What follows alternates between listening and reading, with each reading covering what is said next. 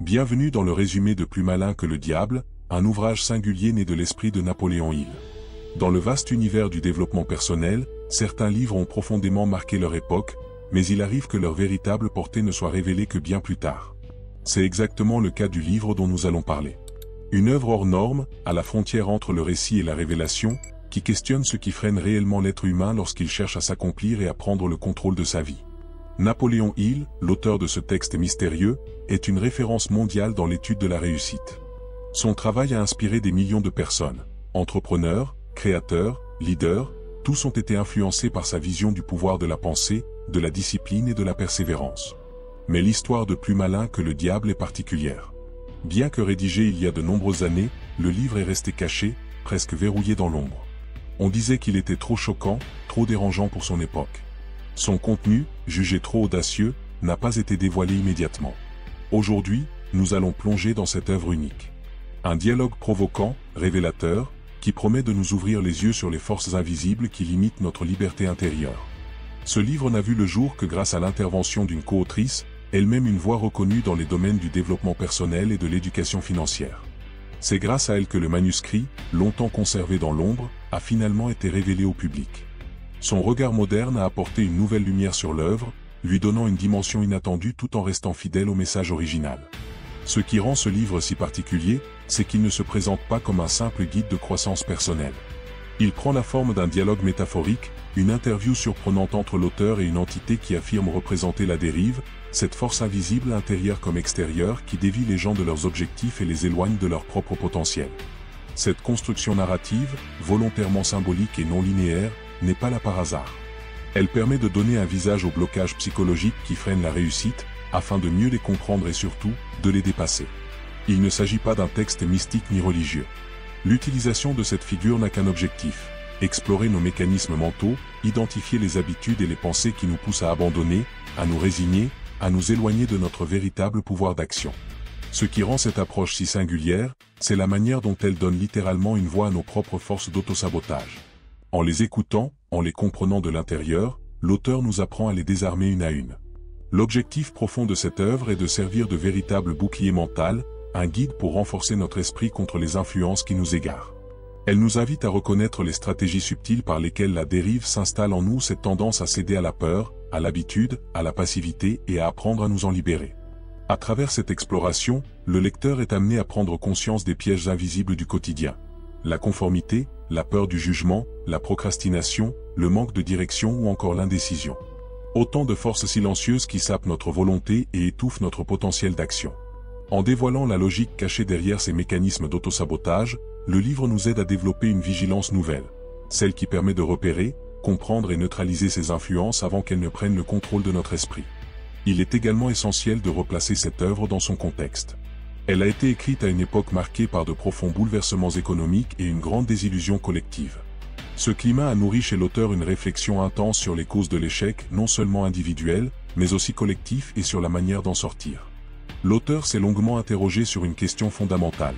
Pourquoi tant d'hommes et de femmes, malgré leurs talents et leurs rêves, échouent-ils à concrétiser leurs aspirations? Ces recherches l'ont conduit à une révélation surprenante, une force invisible, qu'il nomme la dérive, agit silencieusement sur l'esprit humain. Cette influence, profondément ancrée dans le subconscient, pousse les individus à la passivité, les enferme dans la routine et les pousse à se conformer aux attentes du monde plutôt qu'à suivre leur propre voie. La parution tardive de ce livre n'est pas anodine. Elle traduit la conviction de l'auteur quant à la puissance de son message, un message qu'il savait dérangeant, car il remet en cause bien des certitudes établies. Pour lui, il était essentiel que ces vérités voient enfin le jour, même si elles allaient à contre-courant des pensées dominantes de son époque. La valeur de cette œuvre réside justement là, dans sa capacité à éclairer d'un regard neuf les rouages psychologiques du succès et de l'échec. Elle nous invite à comprendre, avec lucidité, comment nos pensées, nos peurs et nos conditionnements peuvent devenir nos plus grands obstacles, ou nos plus grandes forces, selon la manière dont nous les maîtrisons. Ce livre ne se limite pas à énumérer des principes de réussite.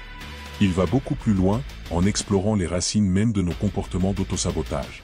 L'auteur y offre une compréhension profonde des raisons pour lesquelles tant de personnes, malgré leurs efforts, finissent par stagner ou échouer. En donnant une voix à l'adversaire intérieur, il rend visibles ces forces invisibles qui s'opposent à notre progression et à notre maîtrise de soi. Cette personnification permet de mieux les reconnaître, et surtout, de les neutraliser. À travers cette approche, l'œuvre nous pousse à un exercice d'introspection authentique, à examiner nos pensées, nos habitudes mentales et nos réactions face aux défis que la vie place sur notre chemin. C'est une invitation à observer, avec courage et lucidité, les schémas qui nous retiennent. Dans les chapitres qui suivent, nous plongerons au cœur des révélations principales de cette conversation symbolique. Nous découvrirons ce qu'est réellement la dérive, comment elle s'empare de l'esprit humain, et surtout, quels outils concrets l'auteur nous propose pour nous en libérer et reprendre le contrôle de notre destinée. Le fil conducteur de cette œuvre repose sur une conviction puissante. La véritable réussite commence par la connaissance de soi. Comprendre comment fonctionnent nos pensées, apprendre à les diriger et à les maîtriser, voilà la clé pour avancer sereinement à travers les turbulences de la vie. Ce livre ne se limite pas à révéler les obstacles qui freinent notre épanouissement, il nous apprend aussi à les déjouer. Il nous guide vers une pensée libre, une action consciente et une autonomie intérieure capable de mener à la réussite et à la paix intérieure. Chapitre 1 : Les révélations du diable. Au cœur de cette œuvre unique se trouve une confrontation directe avec les forces invisibles qui minent l'ambition humaine et étouffent le potentiel de chacun. Cette confrontation prend la forme d'un dialogue symbolique entre l'auteur et une figure allégorique, le diable. Mais ici, il ne s'agit pas d'un démon au sens religieux du terme. Ce diable représente plutôt la somme des influences négatives, des peurs paralysantes et des pensées destructrices qui nous empêchent d'avancer. C'est une personnification des mécanismes mentaux qui conduisent l'esprit humain vers la dérive, la confusion et la résignation. À travers cet entretien imaginaire, l'auteur cherche à comprendre les secrets du pouvoir de cette entité, à savoir, comment elle parvient à maintenir l'humanité dans un état de passivité, de dépendance et de conformité. Et les réponses qu'il obtient sont à la fois troublantes et d'une clarté désarmante. Elle dévoile une carte précise des pièges mentaux dans lesquels tombent la plupart des gens sans même s'en rendre compte. La première révélation, la force de la dérive. La plus importante de ces révélations concerne la nature même de cette puissance invisible, la dérive. Mais qu'est-ce que la dérive? C'est cette tendance naturelle à la passivité, à l'indécision, à remettre les choses à plus tard. C'est le manque de direction claire, ce courant silencieux qui emporte ceux qui ne savent pas où ils vont, les laissant flotter au hasard des circonstances au lieu de naviguer avec intention et maîtrise. Cette entité allégorique se nourrit de l'inertie humaine. Son pouvoir ne vient pas de la force ou de la contrainte, mais de la manipulation subtile des pensées et des habitudes. Elle s'installe doucement, sans bruit, jusqu'à ce que l'individu cesse de choisir consciemment son chemin. Et lorsque cela arrive, la dérive prend le contrôle. Elle décide à sa place, l'entraînant vers la médiocrité, les regrets et l'échec. L'auteur révèle alors une vérité saisissante. La majorité des êtres humains sont, sans le savoir, des dériveurs. Des âmes sans cap, ballottées entre les influences extérieures, les peurs intérieures et les routines qu'elles n'ont jamais remises en question. La première arme de cette force invisible, c'est la peur. C'est elle qui s'infiltre dans l'esprit, qui sème le doute, qui éteint l'élan intérieur. La peur agit comme un poison lent, elle fige la pensée, empêche d'agir, et finit par briser la volonté. Selon l'auteur, cette peur n'est pas anodine. Elle est le pilier central du pouvoir de la dérive. Et parmi toutes ses formes, certaines sont particulièrement destructrices. La plus redoutable, c'est sans doute la peur de manquer, la peur de la pauvreté. Elle pousse tant d'hommes et de femmes à rester enfermés dans des vies qu'ils n'aiment pas, dans des emplois qui les étouffent, simplement par crainte de perdre ce qu'ils ont. Cette peur les enchaîne à une illusion de sécurité, les empêchant de rêver plus grand ou de tenter autre chose. Elle fabrique une prudence excessive, un esprit qui calcule tout, qui ne veut plus risquer.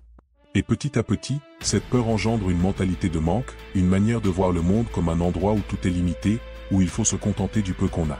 C'est ainsi que la dérive s'installe, quand la peur gouverne, la liberté disparaît. Une autre arme redoutable de cette force invisible, c'est la peur du regard des autres. La peur d'être critiqué. C'est elle qui pousse tant de gens à se fondre dans la masse, à étouffer leurs différences, à cacher ce qu'ils sont vraiment pour ne pas être jugés ou moqués.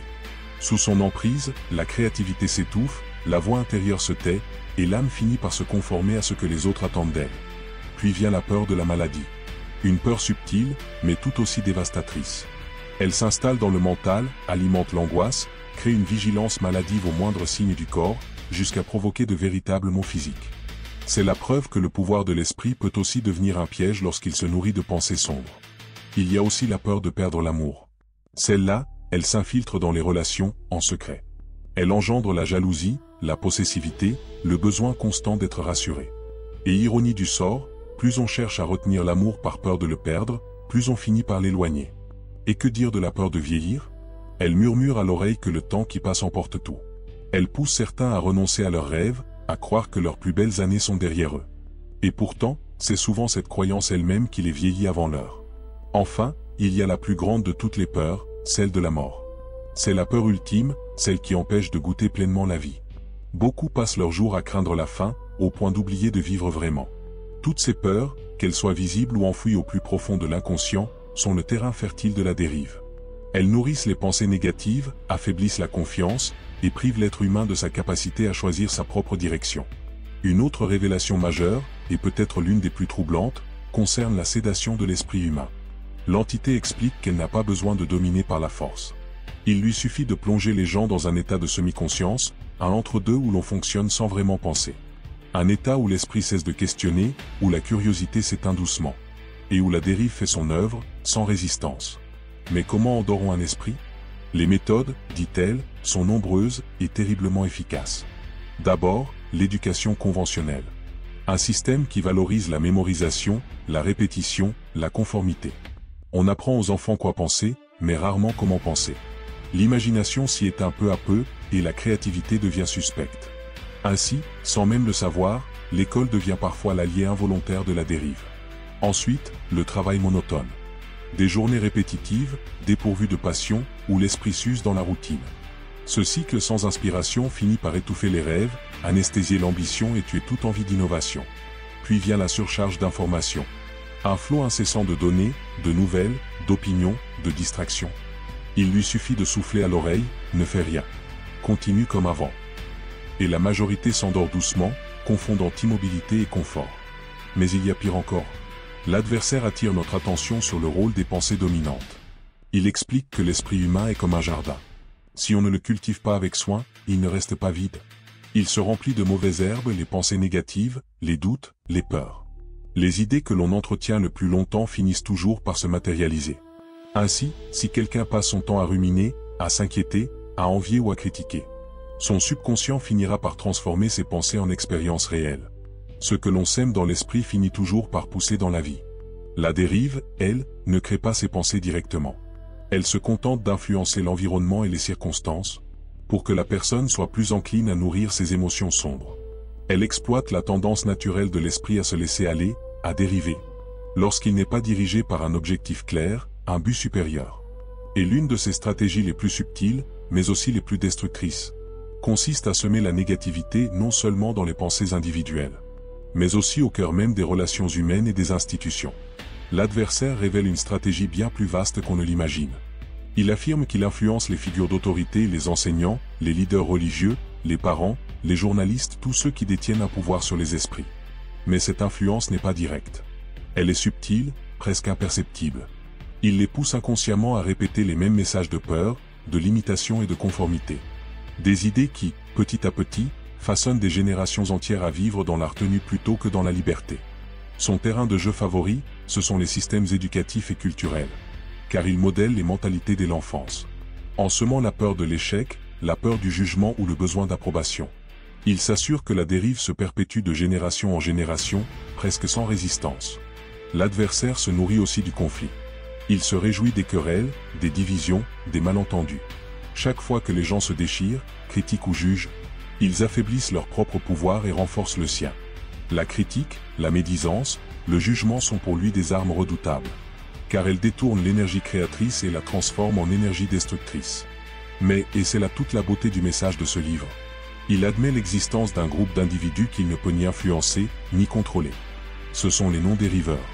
Des esprits libres, ancrés dans un but clair et puissant. Ils pensent par eux-mêmes, gardent le cap même au cœur de la tempête. Et ne se laissent pas hypnotiser par la peur ou la facilité. Ces êtres d'exception, ce sont les visionnaires, les créateurs, les leaders.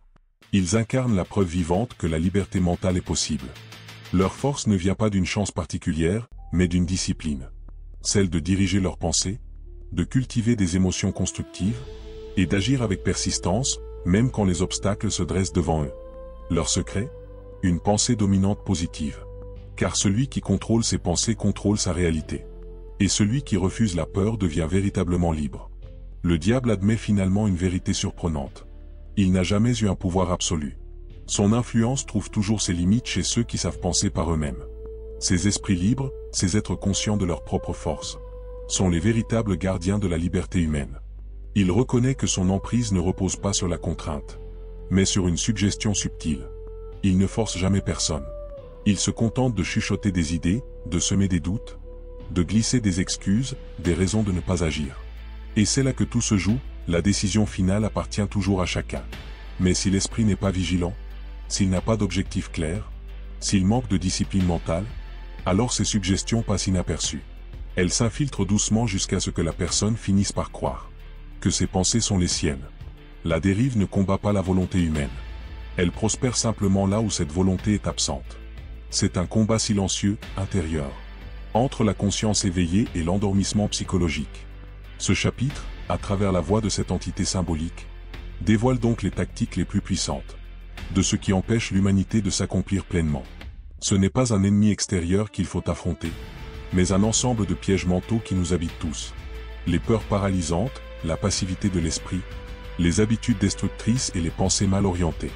Mais la bonne nouvelle, c'est que ces forces peuvent être désamorcées. La connaissance de soi, la maîtrise de ses pensées, et la vigilance intérieure sont les armes de la liberté. Le simple fait d'en prendre conscience, de reconnaître ces mécanismes invisibles, est déjà un premier pas vers l'émancipation. Car la véritable victoire, c'est d'apprendre à diriger sa vie, par une intention consciente, plutôt que de se laisser porter par le courant invisible des limitations. Ainsi s'ouvre le chapitre suivant. Les pièges de la dérive mentale. Un voyage encore plus profond au cœur des illusions, qui nous éloigne de notre plein potentiel. Après avoir découvert les secrets que l'entité allégorique a dévoilés sur la nature de la dérive et sur les armes qu'elle manie, il devient essentiel d'explorer plus en profondeur les pièges qu'elle tend à l'esprit humain. Ces pièges ne ressemblent pas à des chaînes visibles ni à des prisons physiques. Ils se cachent dans les pensées, les émotions et les habitudes quotidiennes. Ce sont des mécanismes invisibles, si subtils qu'ils emprisonnent sans que l'on s'en rende compte, maintenant chacun dans un état de passivité, de routine et de conformité. L'entité, dans son arrogance lucide, explique comment elle parvient à manipuler les esprits pour qu'ils renoncent d'eux-mêmes à leur pouvoir intérieur, à leur créativité, à leur liberté. Et tout commence par le plus banal, mais aussi le plus redoutable des pièges, la procrastination et l'indécision. La dérive n'impose rien de brutal. Elle ne dit pas « abandonne tes rêves ». Non, elle chuchote simplement « demain ». Pas aujourd'hui. Attends encore un peu. Le moment viendra. Des murmures doux, presque rassurants, qui endorment la volonté. Et sans s'en rendre compte, l'individu glisse dans un sommeil intérieur où chaque plus tard devient une barrière invisible. Ce que l'on appelle procrastination n'est pas qu'un manque d'organisation. C'est souvent une peur déguisée, peur d'échouer, peur de réussir, peur du jugement ou de l'effort. En remettant sans cesse à demain, on nourrit ces peurs au lieu de les affronter. On crée ainsi une boucle d'inaction, où chaque jour ressemble au précédent. L'indécision, elle, est la sœur jumelle de la procrastination. Un esprit qui ne choisit pas, qui hésite sans fin, devient immobile. Et l'entité se délecte de cette immobilité. Car, dit-elle, un être qui ne bouge pas est déjà sous mon influence. Même une mauvaise décision vaut mieux que l'absence de décision, car agir, c'est apprendre. L'inaction, elle, n'enseigne rien. C'est le terrain de jeu favori de la dérive, elle y règne sans effort. Mais il existe un autre piège, plus discret encore, le besoin d'approbation. La dérive pousse chacun à chercher la validation des autres, à suivre le troupeau, à se fondre dans la norme. Elle murmure, sois comme tout le monde. Ne prends pas de risques. La sécurité est dans la conformité. Et peu à peu, cette peur d'être jugé ou rejeté étouffe la créativité, l'originalité, le courage d'être différent. L'individu finit par vivre selon les attentes extérieures, et non selon sa propre voie. Il s'adapte, il imite, il suit le courant dominant sans jamais questionner la direction. La dérive, elle, jubile, car la médiocrité collective est son plus sûr moyen de régner. Les systèmes qui étouffent la curiosité et glorifient la pensée unique sont ses meilleurs alliés. Enfin, vient le piège le plus fatal de tous, l'absence d'un but clair et brûlant. L'entité l'avoue, son pouvoir devient insignifiant devant quelqu'un qui sait exactement ce qu'il veut, qui avance avec conviction et persévérance. Un esprit sans direction, en revanche, est comme un navire sans gouvernail, une voile sans vent. La dérive n'a plus qu'à souffler doucement pour le faire tourner en rond. Celui qui n'a pas d'objectif précis devient la proie des distractions, des influences négatives, des désirs sans importance. Il s'éparpille, commence 1000 choses sans en finir aucune, dépense son énergie sans bâtir quoi que ce soit de durable. Et dans le vide laissé par l'absence de but, la dérive s'installe. Elle y sème la confusion, l'ennui, puis le désespoir. C'est pour cette raison que l'auteur insiste autant, tout au long de son œuvre, sur l'importance vitale d'avoir un but majeur, clair et défini. Sans direction précise, aucune réussite durable n'est possible. Ce but agit comme un phare, il guide l'esprit, discipline les pensées et empêche la dérive de s'emparer du contrôle. Mais l'un des pièges les plus puissants que cette force utilise, c'est celui des habitudes négatives. Elles se forment lentement, presque imperceptiblement, et finissent par enfermer l'esprit dans une prison invisible. Le subconscient, ce vaste territoire où résident nos automatismes, obéit à une loi simple, la répétition. Ce que l'on répète devient ce que l'on est. La dérive ne pousse donc pas directement aux mauvaises habitudes, elle se contente d'en encourager la répétition, jour après jour, jusqu'à ce qu'elles deviennent naturelles, automatiques. Qu'il s'agisse d'habitudes mentales, comme critiquer, douter, se plaindre. D'habitudes émotionnelles, comme se sentir victime, s'énerver pour un rien. Ou d'habitudes d'action, comme procrastiner, perdre son temps ou dépenser sans réfléchir. Une fois enracinées, elles prennent le contrôle. L'individu, conscient de leurs effets néfastes, veut s'en libérer, mais il se heurte à ses propres automatismes. La dérive a déjà tracé dans son cerveau des chemins profonds, difficiles à effacer. Et tant qu'il n'y a pas de vigilance, ces routes mentales continuent de se renforcer. Rompre une habitude négative demande une volonté consciente, une attention constante et surtout la création d'une nouvelle habitude positive pour la remplacer. C'est un travail exigeant, mais c'est aussi le seul moyen de reprendre le contrôle de son esprit. Un autre piège que l'entité adore exploiter, c'est la faiblesse humaine. Elle s'appuie sur nos failles les plus profondes, la superstition, l'ignorance et la peur. Elle pousse les gens à croire que leur vie dépend du hasard, du destin, ou de forces extérieures qu'ils ne maîtrisent pas. Plutôt que de faire confiance à leur propre pouvoir de penser, ils remettent leur avenir entre les mains de la chance. Et pendant ce temps, la dérive rit, car elle sait que l'ignorance des lois mentales universelles est son meilleur terrain de jeu. Elle nourrit aussi la peur de l'inconnu et la crainte du changement. Elle murmure, « Reste où tu es. C'est plus sûr. Pourquoi prendre le risque ?» Et beaucoup préfèrent alors rester dans une zone de confort, même douloureuse, plutôt que d'affronter l'incertitude d'un avenir différent.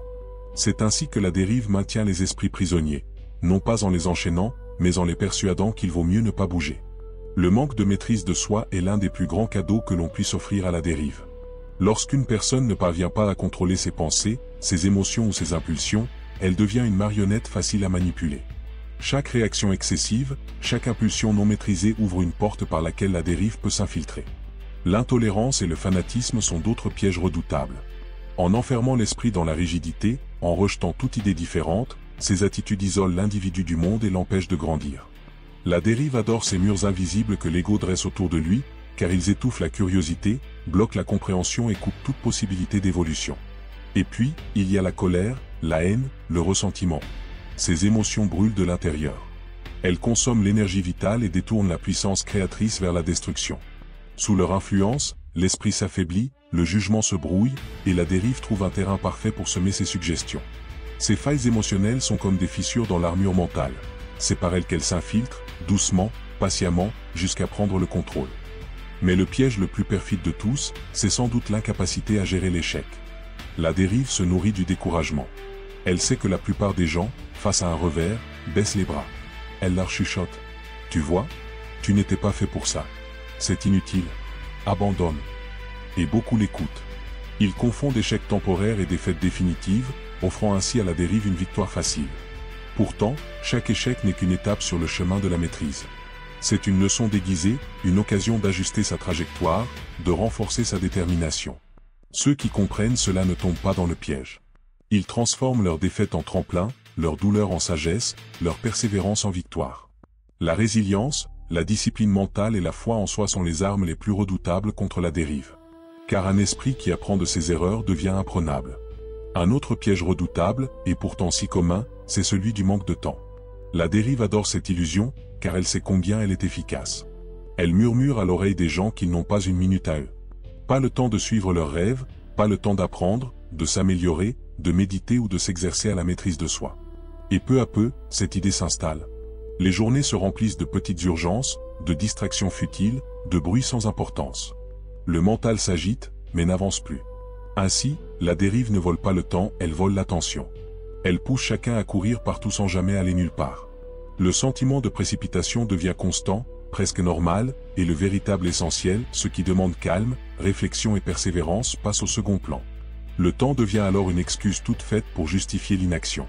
Pourtant, la vérité est simple, le temps n'est pas ce qu'on a ou ce qu'on n'a pas. C'est ce qu'on choisit de prioriser. Mais la dérive ne s'arrête pas là. Elle s'appuie aussi sur la force du courant dominant, ce mouvement collectif qui entraîne les masses dans une torpeur mentale. Elle sait que résister demande de l'énergie, du courage, une pensée indépendante. Alors elle rend ce chemin difficile, exigeant, tandis qu'elle rend la soumission douce, confortable, presque séduisante.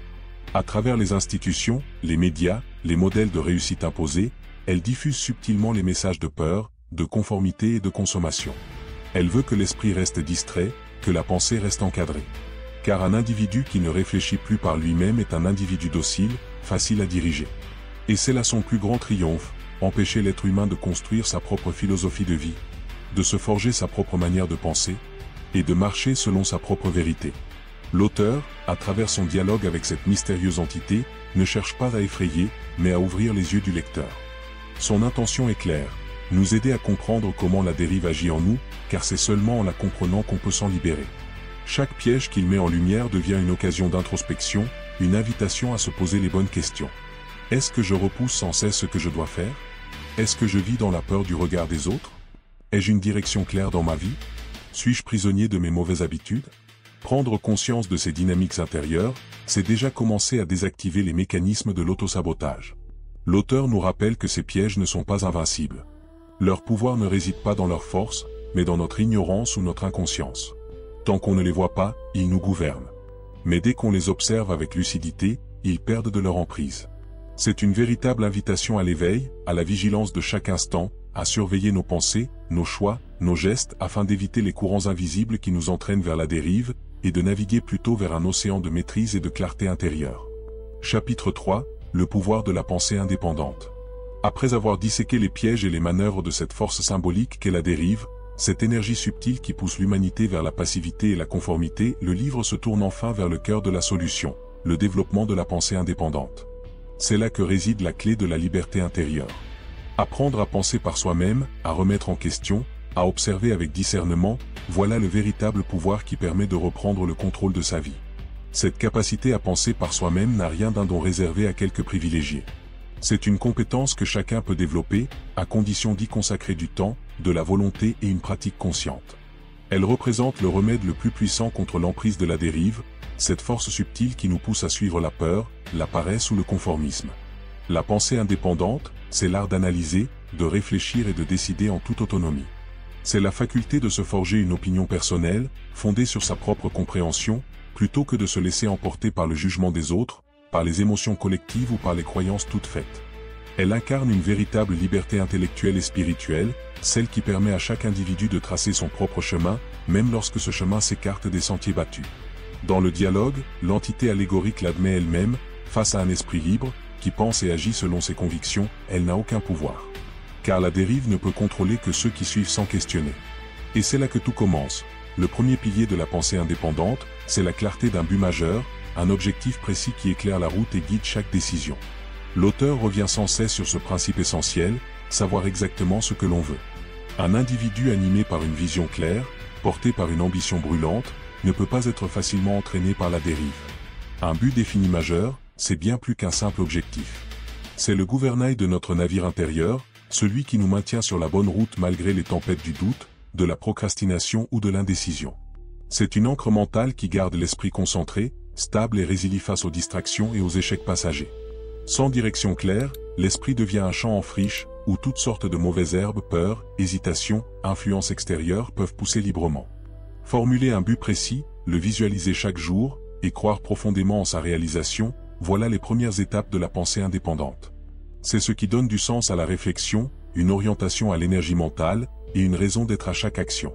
Mais un autre pilier de cette indépendance d'esprit réside dans la connaissance spécialisée. Penser par soi-même ne veut pas dire rejeter tout savoir venu de l'extérieur. Au contraire, cela signifie apprendre de manière intelligente, chercher des informations pertinentes, les analyser avec discernement, et surtout les transformer en actions concrètes. Le penseur indépendant devient alors un apprenti permanent, un chercheur de vérité. Il n'accumule pas le savoir pour le plaisir de savoir, mais pour agir plus efficacement. Car la connaissance n'a de valeur que lorsqu'elle est organisée et mise au service d'un plan clair. L'esprit libre ne se contente pas d'absorber ce qu'on lui enseigne. Il questionne, il expérimente, il explore les pourquoi et les comment, jusqu'à créer sa propre compréhension du monde. C'est cette curiosité active, cette soif d'apprendre par soi-même, qui protège l'esprit de l'endormissement et de la conformité. Et puis, il y a un troisième pilier sans doute le plus exigeant, la maîtrise de soi. Car sans contrôle sur ses pensées, ses émotions et ses réactions, aucune indépendance réelle n'est possible. Un esprit qui n'est pas maître de lui-même devient vite esclave de ses peurs, de ses colères ou des suggestions des autres. La maîtrise de soi, c'est apprendre à reconnaître la peur sans la fuir, à la transformer en prudence lucide plutôt qu'en paralysie. C'est aussi savoir contenir ses émotions, éviter les décisions précipitées nées de la frustration, de la panique ou de la colère. En somme, penser librement, c'est se diriger consciemment dans ses choix, dans son apprentissage, et jusque dans ses émotions. Cultiver le calme intérieur, garder la sérénité même au cœur de la tempête, voilà l'attitude du véritable penseur indépendant. C'est celui qui apprend à vaincre la procrastination, à ne plus attendre le bon moment, mais à agir dès maintenant, malgré les résistances, malgré les doutes. Cette maîtrise de soi s'exprime aussi dans la discipline, cette force tranquille qui pousse à transformer les idées en actions concrètes. C'est elle qui fait la différence entre celui qui rêve sa vie et celui qui construit son destin. La maîtrise de soi, c'est aussi choisir, en pleine conscience, de garder une attitude mentale positive. De se concentrer sur les solutions plutôt que sur les problèmes. Sur les possibilités plutôt que sur les obstacles. Sur la foi plutôt que sur la peur. Car c'est sur ce terrain intérieur, apaisé et clair, que la pensée indépendante peut véritablement s'épanouir. Un esprit libre ne peut fleurir dans la confusion ou la peur, il a besoin de stabilité, d'équilibre et de confiance. Vient ensuite une autre qualité indispensable, la résilience. C'est la marque de ceux qui ne se laissent pas briser par l'échec, mais qui en tirent des leçons. L'entité allégorique, cette voie de la dérive, se réjouit quand l'homme abandonne à la première difficulté. Mais l'esprit indépendant, lui, voit dans chaque revers une occasion de se renforcer, de s'ajuster, de progresser. La persévérance, c'est cette capacité à garder son but en ligne de mire, même lorsque le brouillard se lève et que le chemin semble s'effacer.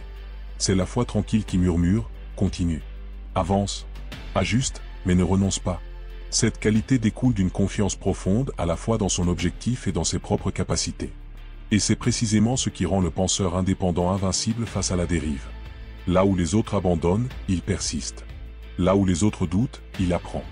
Et là où beaucoup se laissent emporter, lui, continue à naviguer libre, lucide, maître de lui-même. La persévérance, c'est ce moteur silencieux qui rappelle que chaque pas compte. Même le plus petit mouvement, même la plus discrète avancée, rapproche inévitablement du but fixé. Mais un autre pouvoir du penseur indépendant réside dans sa capacité à décider. Car la dérive, elle, se nourrit de l'hésitation, du « je verrai plus tard », du doute qui paralyse. Celui qui pense librement, lui, avance avec clarté. Fort d'un objectif précis et d'un savoir solide, il sait analyser une situation, faire un choix et s'y tenir du moins, jusqu'à ce que de nouvelles données viennent justifier un ajustement. Décider vite ne veut pas dire agir sur un coup de tête. C'est plutôt agir avec confiance, une fois toutes les informations nécessaires rassemblées. Cette capacité donne de la force, de l'assurance, et envoie un message clair au subconscient, je sais où je vais.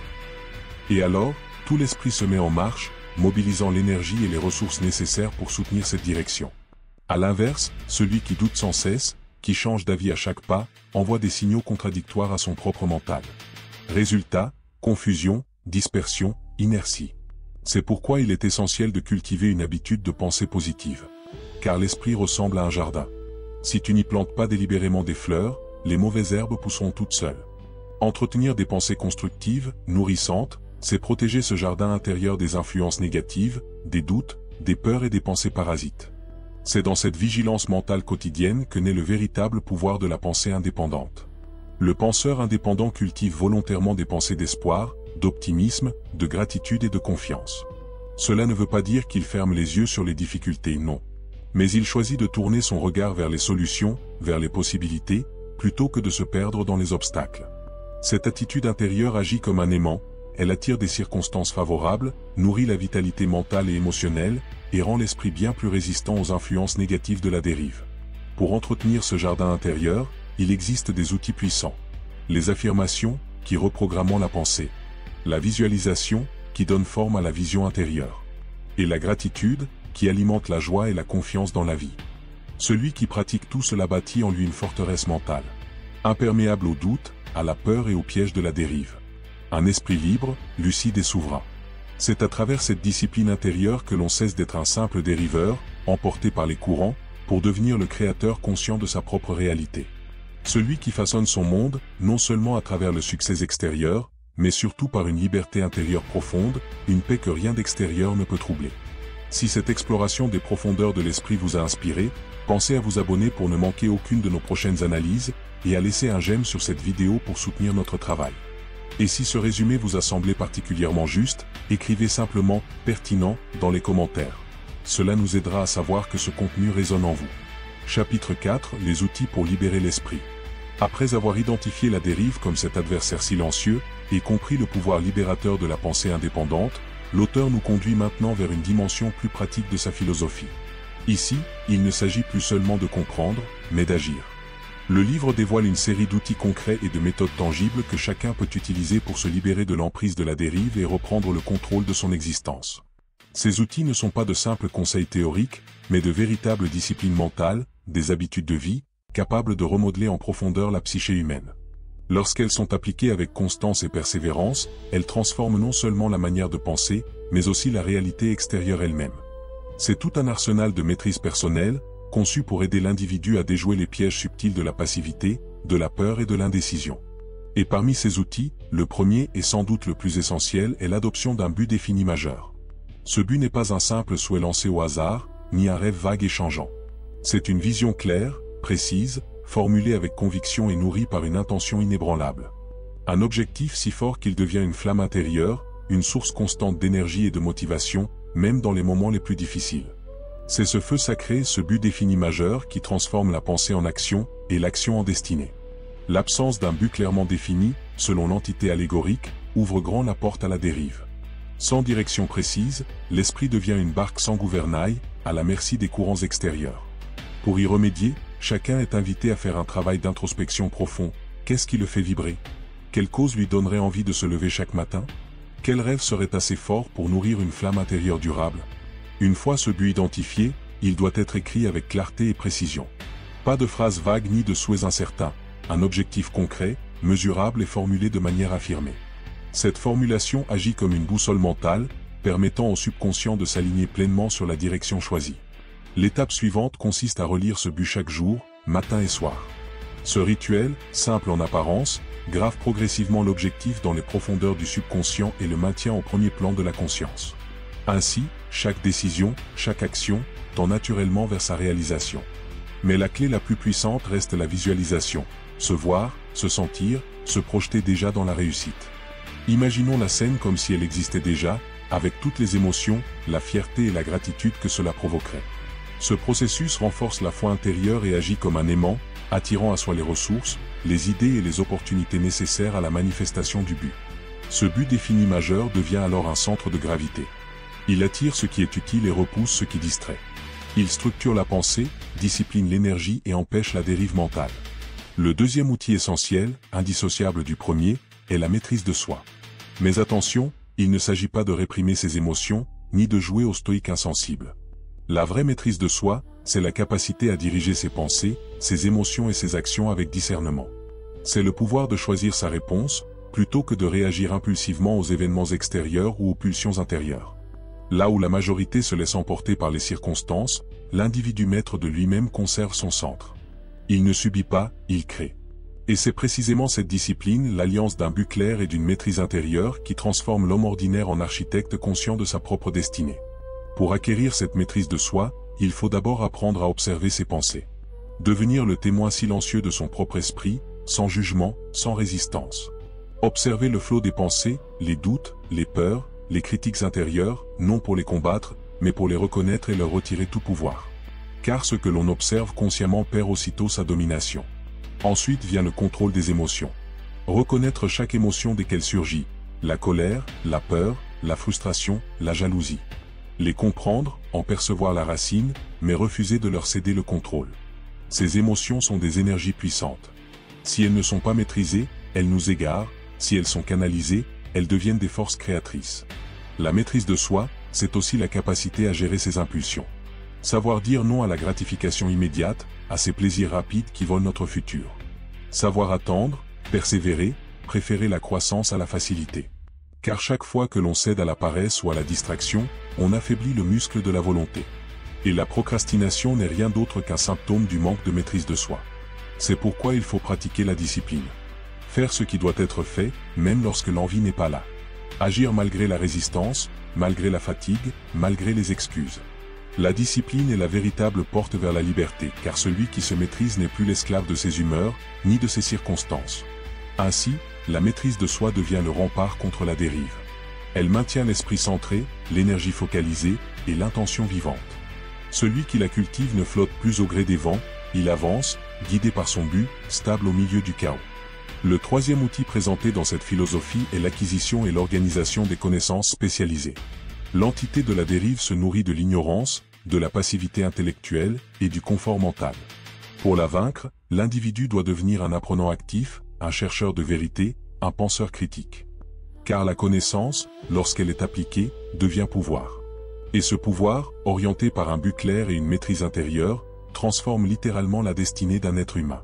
Cela commence par une étape simple mais cruciale, identifier les connaissances nécessaires. Demande-toi, quels savoirs me permettront d'atteindre mon but défini majeur? Quel domaine dois-je maîtriser pour avancer concrètement vers cette vision? Le penseur indépendant ne laisse pas le hasard décider de son apprentissage.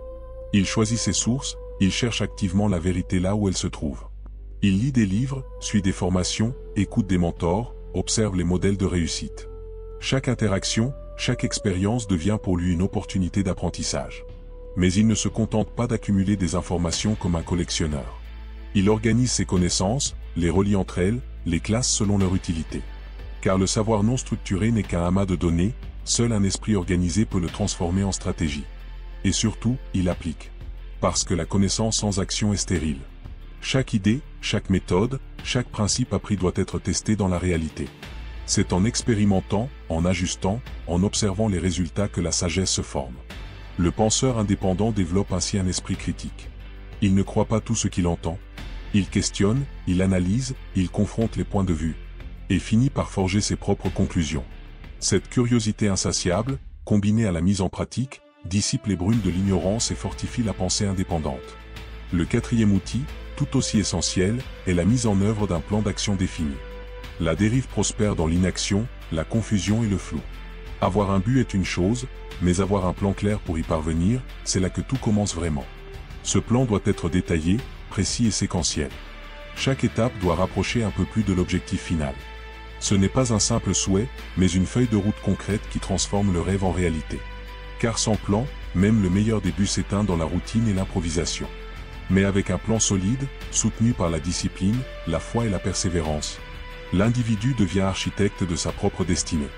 Une fois le but défini majeur établi, il faut le décomposer. Découper ce grand objectif en étapes plus petites, plus simples, plus concrètes. Chaque étape devient alors une victoire accessible, un jalon mesurable sur le chemin de la réalisation. Le plan d'action n'est pas un document figé, mais un organisme vivant. Il doit être écrit, consulté, révisé, ajusté au fil du parcours. Chaque progrès, chaque obstacle rencontré est une occasion d'apprentissage et d'adaptation. Ce plan, orienté vers l'action immédiate, doit toujours comporter une tâche à accomplir aujourd'hui. Car la dérive, elle, se nourrit de l'attente et de la procrastination. Elle murmure, « Demain, tu commenceras ». Mais le penseur indépendant répond, « Non, c'est aujourd'hui que j'agis ». La persévérance est la force qui soutient ce plan. Lorsque les choses deviennent difficiles, on n'abandonne pas, on réajuste, on analyse, on avance autrement. Chaque défaite temporaire n'est qu'une leçon déguisée, un signal pour s'améliorer. C'est en agissant de manière délibérée et planifiée que l'on crée un élan positif, que l'on renforce la confiance en soi et que l'on se libère peu à peu de l'emprise de la dérive. Vient ensuite le cinquième outil, la culture de l'imagination créatrice. C'est le pouvoir suprême de l'esprit, celui de concevoir, d'inventer, de visualiser ce qui n'existe pas encore. C'est cette faculté qui a donné naissance à toutes les grandes inventions, à toutes les découvertes, à toutes les transformations du monde. L'entité allégorique redoute ce pouvoir. Car l'imagination est la force la plus libre qui soit. Elle échappe à toute emprise, à toute routine, à toute soumission. Pour développer cette imagination créatrice, il faut nourrir son esprit d'idées positives et inspirantes. Lire des œuvres qui élèvent, observer le monde avec curiosité. S'entourer de personnes stimulantes, de sources d'inspiration vivantes. L'esprit, bien nourri, devient un véritable laboratoire d'idées où naissent les solutions, les visions et les innovations. Pratiquer la visualisation est une discipline essentielle du penseur indépendant. C'est l'art de se voir déjà en train d'accomplir ses objectifs, de ressentir vivement la joie, la confiance et la satisfaction qui accompagnent leur réalisation. Plus les images mentales sont vivantes, détaillées et chargées d'émotions, plus elles imprègnent le subconscient, transformant la vision en conviction et la conviction en réalité. Mais l'imagination ne se nourrit pas seulement de rêves, elle s'épanouit aussi dans l'action intellectuelle. Pour la renforcer, il faut stimuler l'esprit par des défis, chercher activement à résoudre des problèmes, à améliorer ce qui existe, même en dehors de son propre domaine. C'est en affrontant la complexité, en sortant de la zone de confort, que l'imagination se déploie pleinement. Un autre outil puissant est le principe du mastermind, la pensée collégiale. S'entourer d'esprits animés par la même vision, échanger des idées, confronter des points de vue. Car l'interaction des intelligences crée une énergie nouvelle, une synergie créative que nul individu isolé ne peut générer seul. C'est souvent dans la conversation, dans la collaboration, que jaillissent les intuitions les plus lumineuses. L'imagination est, en réalité, le laboratoire secret où les rêves prennent forme avant de se matérialiser dans le monde visible. Elle est le pont entre l'invisible et le concret, entre la pensée et la création. Vient ensuite le 6e outil, le développement de la persévérance et de la résilience. Ces deux forces sont les boucliers du penseur indépendant, les armes ultimes contre le découragement et l'abandon, les armes favorites de la dérive. La vie, inévitablement, présente des obstacles. Mais l'individu maître de lui-même comprend que chaque revers est temporaire. Que chaque épreuve contient en elle une leçon cachée, une occasion de croissance. Rien n'est jamais perdu tant qu'on continue d'avancer. La foi devient alors le carburant de la persévérance. Croire fermement en son but, en ses capacités, même lorsque les résultats ne sont pas encore visibles. Car la connaissance, lorsqu'elle est appliquée, devient pouvoir. Et ce pouvoir, orienté par un but clair et une maîtrise intérieure, transforme littéralement la destinée d'un être humain.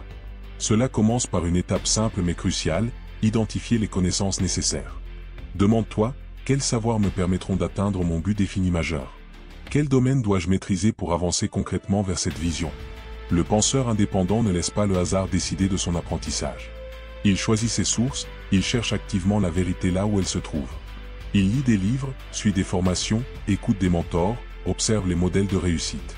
Chaque interaction, chaque expérience devient pour lui une opportunité d'apprentissage. Mais il ne se contente pas d'accumuler des informations comme un collectionneur. Il organise ses connaissances, les relie entre elles, les classe selon leur utilité. Car le savoir non structuré n'est qu'un amas de données, seul un esprit organisé peut le transformer en stratégie. Et surtout, il applique. Parce que la connaissance sans action est stérile. Chaque idée, chaque méthode, chaque principe appris doit être testé dans la réalité. C'est en expérimentant, en ajustant, en observant les résultats que la sagesse se forme. Le penseur indépendant développe ainsi un esprit critique. Il ne croit pas tout ce qu'il entend. Il questionne, il analyse, il confronte les points de vue. Et finit par forger ses propres conclusions. Cette curiosité insatiable, combinée à la mise en pratique, dissipe les brumes de l'ignorance et fortifie la pensée indépendante. Le 4e outil, tout aussi essentiel, est la mise en œuvre d'un plan d'action défini. La dérive prospère dans l'inaction, la confusion et le flou. Avoir un but est une chose, mais avoir un plan clair pour y parvenir, c'est là que tout commence vraiment. Ce plan doit être détaillé, précis et séquentiel. Chaque étape doit rapprocher un peu plus de l'objectif final. Ce n'est pas un simple souhait, mais une feuille de route concrète qui transforme le rêve en réalité. Car sans plan, même le meilleur des buts s'éteint dans la routine et l'improvisation. Mais avec un plan solide, soutenu par la discipline, la foi et la persévérance, l'individu devient architecte de sa propre destinée. Une fois le but défini majeur établi, il faut le décomposer. Découper ce grand objectif en étapes plus petites, plus simples, plus concrètes. Chaque étape devient alors une victoire accessible, un jalon mesurable sur le chemin de la réalisation. Le plan d'action n'est pas un document figé, mais un organisme vivant. Il doit être écrit, consulté, révisé, ajusté au fil du parcours. Chaque progrès, chaque obstacle rencontré est une occasion d'apprentissage et d'adaptation. Ce plan, orienté vers l'action immédiate, doit toujours comporter une tâche à accomplir aujourd'hui. Car la dérive, elle, se nourrit de l'attente et de la procrastination. Elle murmure, « Demain, tu commenceras ». Mais le penseur indépendant répond, « Non, c'est aujourd'hui que j'agis ». La persévérance est la force qui soutient ce plan. Lorsque les choses deviennent difficiles, on n'abandonne pas, on réajuste, on analyse, on avance autrement. Chaque défaite temporaire n'est qu'une leçon déguisée, un signal pour s'améliorer. C'est en agissant de manière délibérée et planifiée que l'on crée un élan positif, que l'on renforce la confiance en soi et que l'on se libère peu à peu de l'emprise de la dérive. Vient ensuite le 5e outil, la culture de l'imagination créatrice. C'est le pouvoir suprême de l'esprit, celui de concevoir, d'inventer, de visualiser ce qui n'existe pas encore. C'est cette faculté qui a donné naissance à toutes les grandes inventions, à toutes les découvertes, à toutes les transformations du monde. L'entité allégorique redoute ce pouvoir. Car l'imagination est la force la plus libre qui soit. Elle échappe à toute emprise, à toute routine, à toute soumission. Pour développer cette imagination créatrice, il faut nourrir son esprit d'idées positives et inspirantes. Lire des œuvres qui élèvent, observer le monde avec curiosité. S'entourer de personnes stimulantes, de sources d'inspiration vivantes. L'esprit, bien nourri, devient un véritable laboratoire d'idées où naissent les solutions, les visions et les innovations. Pratiquer la visualisation est une discipline essentielle du penseur indépendant. C'est l'art de se voir déjà en train d'accomplir ses objectifs, de ressentir vivement la joie, la confiance et la satisfaction qui accompagnent leur réalisation. Plus les images mentales sont vivantes, détaillées et chargées d'émotions, plus elles imprègnent le subconscient, transformant la vision en conviction et la conviction en réalité. Mais l'imagination ne se nourrit pas seulement de rêves, elle s'épanouit aussi dans l'action intellectuelle. Pour la renforcer, il faut stimuler l'esprit par des défis, chercher activement à résoudre des problèmes, à améliorer ce qui existe, même en dehors de son propre domaine. C'est en affrontant la complexité, en sortant de la zone de confort, que l'imagination se déploie pleinement. Un autre outil puissant est le principe du mastermind, la pensée collégiale. S'entourer d'esprits animés par la même vision, échanger des idées, confronter des points de vue. Car l'interaction des intelligences crée une énergie nouvelle, une synergie créative que nul individu isolé ne peut générer seul. C'est souvent dans la conversation, dans la collaboration, que jaillissent les intuitions les plus lumineuses. L'imagination est, en réalité, le laboratoire secret où les rêves prennent forme avant de se matérialiser dans le monde visible. Elle est le pont entre l'invisible et le concret, entre la pensée et la création. Vient ensuite le sixième outil, le développement de la persévérance et de la résilience. Ces deux forces sont les boucliers du penseur indépendant, les armes ultimes contre le découragement et l'abandon, les armes favorites de la dérive. La vie, inévitablement, présente des obstacles. Mais l'individu maître de lui-même comprend que chaque revers est temporaire. Que chaque épreuve contient en elle une leçon cachée, une occasion de croissance. Rien n'est jamais perdu tant qu'on continue d'avancer. La foi devient alors le carburant de la persévérance. Croire fermement en son but, en ses capacités, même lorsque les résultats ne sont pas encore visibles. Chaque pensée que nous laissons s'installer dans notre esprit est une graine. Et tôt ou tard, elle donnera sa récolte. D'où la nécessité d'une vigilance constante sur ce que l'on pense, sur ce que l'on nourrit intérieurement. La deuxième leçon découle naturellement de la première, le chemin vers la maîtrise de soi n'est pas un événement, c'est un processus. Il ne se vit pas en un instant d'illumination, mais dans une pratique quotidienne. Il n'existe ni formule magique, ni raccourci pour échapper à la dérive. La liberté mentale se construit pas à pas, jour après jour, à travers la discipline, la persévérance et l'engagement à rester maître de ses pensées. L'entité de la dérive prospère sur l'abandon, la fatigue, le découragement. Mais ceux qui triomphent sont ceux qui persistent malgré tout. Ils refusent de céder, même quand les résultats tardent à venir. La victoire se gagne dans la constance, dans le refus obstiné de baisser les bras. C'est exactement comme un jardin, il ne suffit pas de planter une fois. Il faut entretenir, arroser, tailler, désherber, jour après jour. La pensée indépendante demande le même soin. Chaque journée est une nouvelle chance de nourrir les bonnes habitudes et d'affaiblir les mauvaises. La persistance n'est pas simplement une qualité morale. C'est une stratégie de vie, une méthode de victoire. Enfin, la troisième leçon rappelle une vérité essentielle, sans but clair, il n'y a pas de direction. Le but défini majeur agit comme un bouclier contre la dérive et comme une boussole dans la tempête. Il donne un sens à chaque effort, une cohérence à chaque action, et une force intérieure face à l'adversité. Sans une destination claire, sans une ambition brûlante, l'esprit devient une boussole sans nord. Il erre, se laisse porter par les courants du hasard, et finit inévitablement captif des forces de la dérive. Un but clair, au contraire, agit comme un phare intérieur. Il éclaire le chemin, oriente chaque pensée, donne du sens à chaque action. C'est lui qui transforme l'énergie diffuse de l'esprit en une puissance concentrée, dirigée, créatrice. Un objectif bien défini ne se contente pas d'inspirer, il motive l'action. Il donne envie d'avancer, même lorsque tout semble figé. L'ardeur qui l'éveille devient le carburant de la persévérance. Et plus le feu du but brûle fort, moins la dérive a de pouvoir. Ce but agit aussi comme un filtre mental. Il sépare le nécessaire du superflu, l'essentiel du futile. Lorsqu'on sait où l'on va, les distractions perdent leur pouvoir. Les priorités deviennent claires, et l'énergie se concentre sur ce qui compte vraiment. Mais la force la plus impressionnante d'un but clair réside dans son influence sur le subconscient. Une fois que l'esprit profond accepte cet objectif comme une réalité proche, il mobilise des ressources insoupçonnées. Intuition, créativité, synchronicité, opportunités inattendues, tout semble soudain conspirer à la réussite. Pour que cette puissance agisse pleinement, le but doit être formulé par écrit, visualisé chaque jour, et porté comme une obsession positive. C'est cette intensité qui empêche la dérive d'insinuer le doute ou la distraction. Le subconscient finit par croire que le succès est inévitable et agit comme si c'était déjà fait. Mais il existe deux ennemis redoutables sur cette route, la peur et la procrastination. Ce sont les armes favorites de la dérive. La peur paralyse avant même que l'action commence. Elle peint des scénarios catastrophes dans l'esprit, transformant de simples incertitudes en montagnes infranchissables. Pourtant, dans la grande majorité des cas, ces peurs ne se réalisent jamais. Et lorsque la réalité se manifeste, elle s'avère presque toujours bien moins grave que nos anticipations. La peur, en vérité, n'est qu'une illusion mentale, une projection de ce qui pourrait arriver, mais qui n'existe pas encore.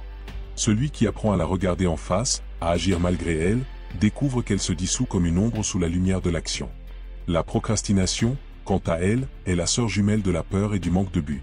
C'est un mécanisme d'évitement subtil, une fuite déguisée sous le masque de la réflexion ou de la préparation. En réalité, elle paralyse l'action et fige la progression. La véritable leçon consiste à faire face à ses forces plutôt qu'à les fuir.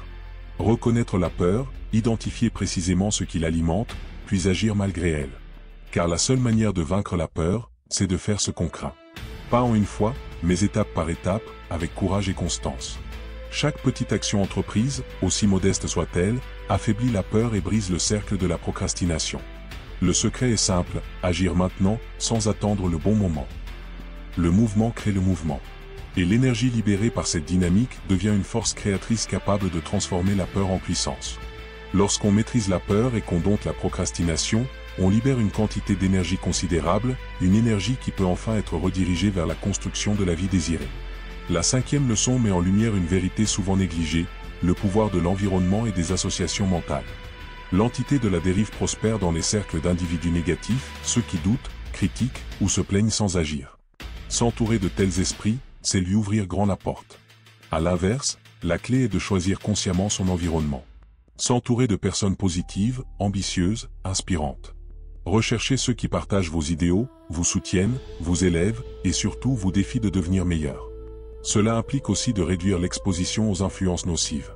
Ces personnes qui sapent l'énergie, ces conversations qui tournent en rond, ces contenus médiatiques qui nourrissent la peur ou la passivité. À la place, il faut nourrir son esprit de ce qui stimule et élève. Livres inspirants, conférences motivantes, podcasts éclairants, échanges constructifs. L'environnement agit comme un amplificateur, il peut multiplier la lumière ou approfondir l'ombre. Un environnement positif renforce la pensée indépendante. Un environnement négatif, lui, la fragilise et l'étouffe. La sixième leçon, elle, est capitale, développer l'habitude de penser par soi-même. Dans un monde où la conformité est la norme, où l'opinion collective tient souvent lieu de vérité, la capacité de réfléchir de manière autonome est une arme puissante contre la dérive. Penser par soi-même, c'est oser questionner. C'est refuser d'accepter les affirmations sans les examiner, c'est chercher à comprendre plutôt qu'à répéter. C'est écouter différents points de vue sans se laisser happer par le bruit des foules. Mais c'est aussi faire confiance à son intuition, cette voix intérieure souvent étouffée par la peur du jugement. Penser par soi-même, c'est décider par conviction, non par approbation.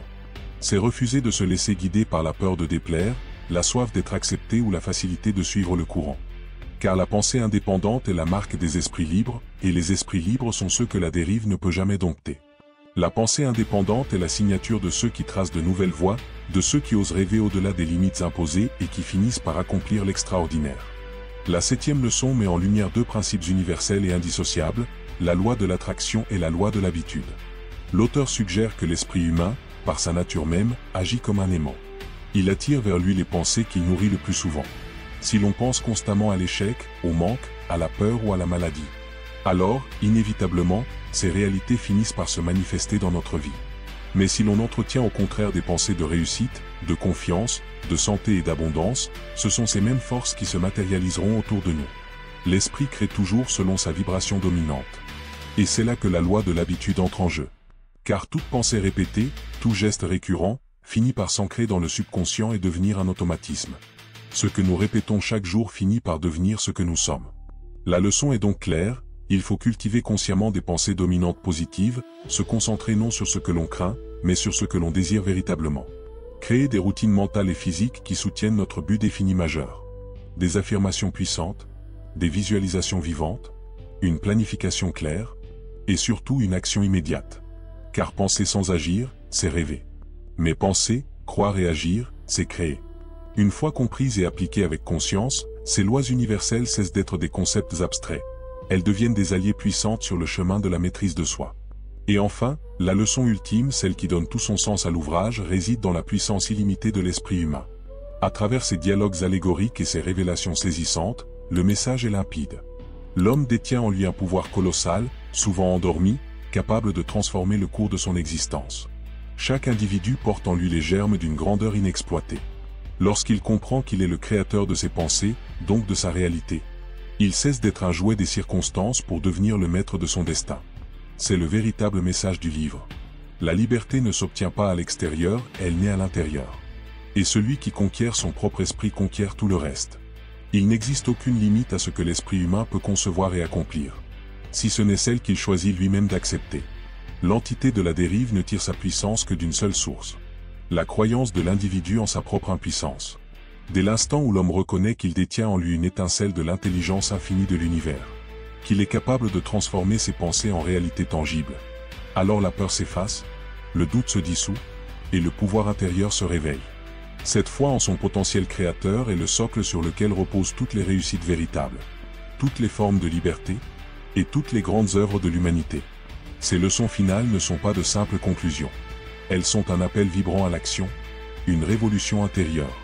Elles nous invitent à reprendre possession de notre esprit, à éveiller notre conscience, et à reconnaître que nous sommes les seuls architectes de notre destinée. Ce livre, en dévoilant les mécanismes invisibles de la dérive et les pièges subtils de l'autosabotage, offre bien plus qu'une révélation. Il propose une voie claire, une prescription puissante pour une vie guidée par la lucidité, la maîtrise et l'intention. Et lorsque ces enseignements sont pleinement intégrés, non pas seulement compris, mais vécus, alors l'individu transcende la peur, dompte la dérive, et devient enfin le maître souverain de son esprit, de sa vie et de son destin. Car la véritable victoire ne se remporte pas à l'extérieur, mais à l'intérieur, dans le silence de la conscience éveillée, là où commence la liberté véritable. Rappelle-toi ceci, la vie ne récompense pas ceux qui attendent, mais ceux qui créent. Ce n'est pas le hasard qui décide de ton avenir, mais la clarté de ton intention et la constance de ton esprit. Chaque pensée que tu nourris, chaque émotion que tu entretiens, chaque décision que tu poses, trace une ligne invisible vers ton futur. Alors, choisis consciemment. Pense avec foi. Agis avec courage. Et avance, même quand la peur murmure à ton oreille. Car c'est dans ces moments précis que le destin se forge. La dérive n'a de pouvoir que sur ceux qui dorment. Mais toi, tu es éveillé maintenant. Tu connais la voie. Et le véritable pouvoir, ton pouvoir, réside dans ta capacité à penser, choisir et créer par toi-même. Si ce message t'a touché, laisse un j'aime pour soutenir le travail. Abonne-toi pour ne manquer aucune prochaine exploration. Et écris simplement en commentaire. Je choisis de penser par moi-même. Parce qu'au fond, tout commence là. Dans ce choix. Dans cette prise de conscience. Dans cette victoire silencieuse sur la dérive.